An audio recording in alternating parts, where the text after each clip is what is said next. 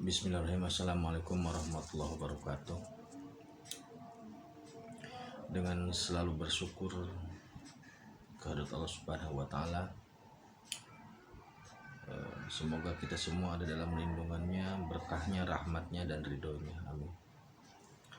Sebagaimana yang kita ketahui bahwasanya dunia saat ini sedang dilanda wabah penyakit atau wabah virus corona, maka kami dari tim Raja Wali Nusantara tidak henti-hentinya untuk menghimbau bahwasanya agar terhindar dari corona, lakukan 3 hal. Yang pertama, protokol tauhid. Yang kedua, maksiat distancing. Dan yang ketiga, taubat. Protokol tauhid maksudnya syukuri apa yang ada, baik itu diri maupun lingkungan, bahwa itu datangnya dari Allah. Yang kedua, segala aktivitas, baik itu dagang ataupun bekerja ataupun apapun itu, jangan sampai melanggar aturan-aturan Allah. Jadi aktivitasnya harus dalam ridho Allah.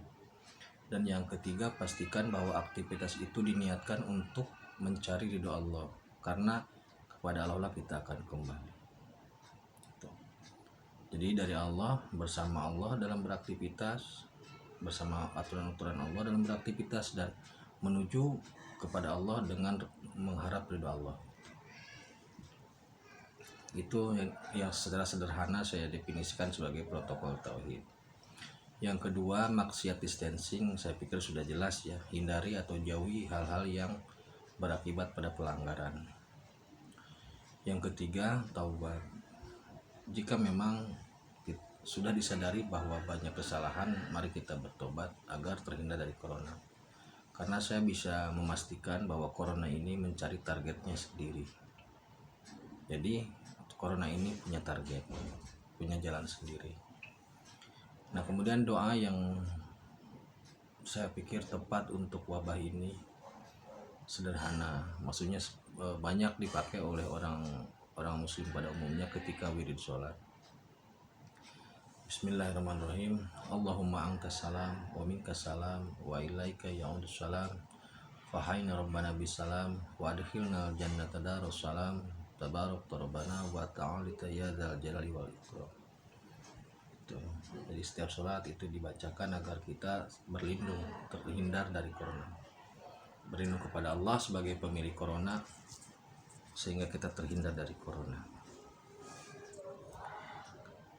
Yang akan saya bahas adalah terkait dengan martabat sholawat. Jadi begini, Innallaha wa malaikatahu yusholluna 'alan nabi ya ayyuhalladzina amanu shollu 'alaihi wa sallimu taslima.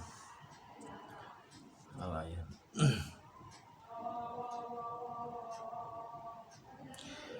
Jadi di situ jelas diperintahkan bahwasanya kita harus bersolawat kepada Nabi, karena Allah dan malaikat pun bersolawat kepada Nabi. Sehingga orang-orang yang beriman itu diharuskan untuk bersolawat kepada Nabi.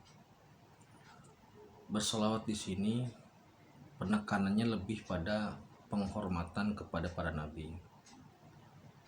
Apa maksudnya penghormatan di sini? Penghormatan di sini maksudnya adalah bahwasanya nabi ini memiliki keagungan atau memiliki keterpujian akhlak. Jadi yang kita agungkan ini adalah keterpujian akhlaknya. Nabi Muhammad itu adalah sosok yang hamid atau yang sangat terpuji, bukan karena fisiknya, tapi karena akhlak dan kelakuannya. Sehingga Allah pun memerintahkan malaikat dan seluruh umat beriman untuk menghormati kepada Nabi Muhammad SAW.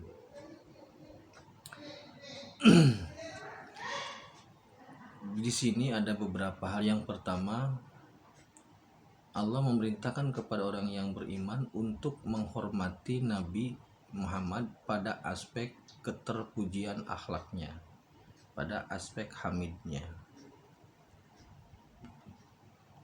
Yang kedua, Allah menginginkan bahwasanya jika kalian ingin dihormati pun maka ikutilah keterpujian Nabi Muhammad gitu loh. Maksudnya karena tujuan Nabi Muhammad itu adalah menyempurnakan akhlak. Jadi fokus sholawat adalah penghormatan terhadap keterpujian akhlak manusia, terutama Nabi Muhammad SAW. Penghormatan itu haruslah dilakukan dengan cara-cara yang beradab, yang sopan, yang santun, yang baik. Selayaknya kita memanggil kepada orang tua, selayaknya kita menghormati orang yang berilmu, selayaknya kita menghormati orang-orang yang terhormat. Maksud saya adalah mari kita lakukan penghormatan dalam bentuk sholawat kepada Nabi Muhammad itu dalam tata krama yang agung.